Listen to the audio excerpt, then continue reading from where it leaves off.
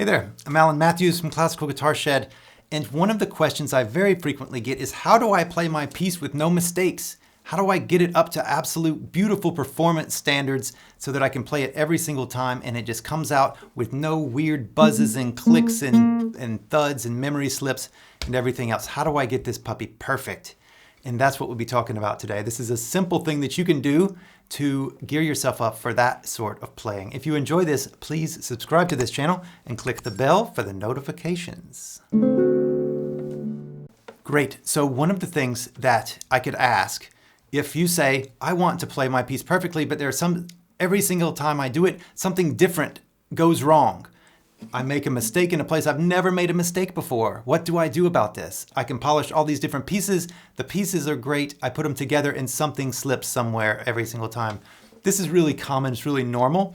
It's really difficult to not do that because first off, we're playing a lot of notes, and to play all of them absolutely perfect is near impossible. So whenever you do it, then recognize that you are actually doing the impossible. And when you hear somebody else do it, then recognize that they are doing the impossible or they're editing their videos. So here's something that you can do to gear yourself up for that. And that is ask yourself, when I'm playing my scales, can I play a simple scale absolutely perfectly every time? So even just a slow 1 octave scale, can I play this at performance standard?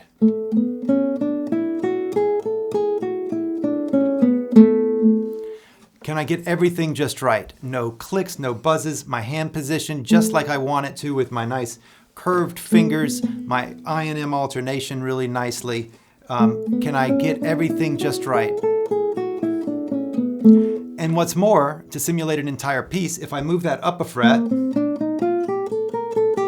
then up a fret and up a fret and up a fret, to last approximately the same time as a piece of music, 2 minutes, 3 minutes, then can I do that and stay focused and stay consistent with my sound, with everything the entire time and make no mistakes? This is a simple little scale, right?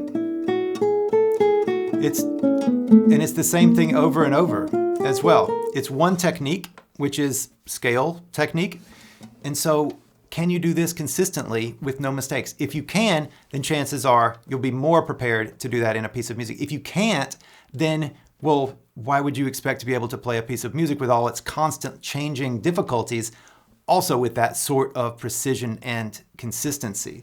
Another thing is that can you do arpeggio patterns with no clunker notes? Any sort of etude with no clicky notes, with every single note at the right volume. Or if you use some sort of practice progression, like something that you use for practice. We do this a lot in the Woodshed program. We use this one. And can you make it to where every single note is just absolutely beautiful, right on time, the perfect volume, the perfect tonality, and no weird string clicks and all this kind of business? So can you play perfectly? Can you play the perfectness that you want on your daily technique practice? So what we're talking about here then is practicing for performance. And the way to do this with your technique practice is to imagine you are performing. So instead of just saying, oh, I'm just practicing my scales and I'll get better because I'll practice my scales. Instead think, no, actually I am on a stage, I am in front of people, and this is my piece. Or I'm on radio, worldwide radio.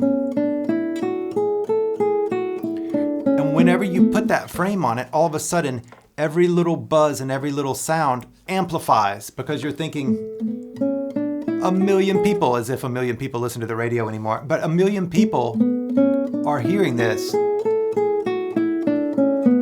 then you'll hear it more. It'll put you in a different frame of mind so that you can listen more clearly and stay more focused. And you'll be more aware if your mind wanders as well, because you're on stage, and so you'll freak out.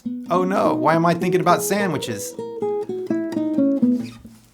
And so that'll just bring you back. And that is practicing for performance instead of practicing for just to improve your playing. There's a great violinist who talks a lot about this as well. Nathan Cole has a website, and he also talks in this way of practicing for performance instead of just to get better in what you're doing, so that whenever you're practicing, you are really thinking about performance and thinking about the level of playing that you would prefer in performance, and then playing up to that level in whatever it is that you're doing. So, really great tip. Hey, please do subscribe to this channel, and I look forward to seeing you again soon. And play like you mean it. All right, see you soon. Bye-bye.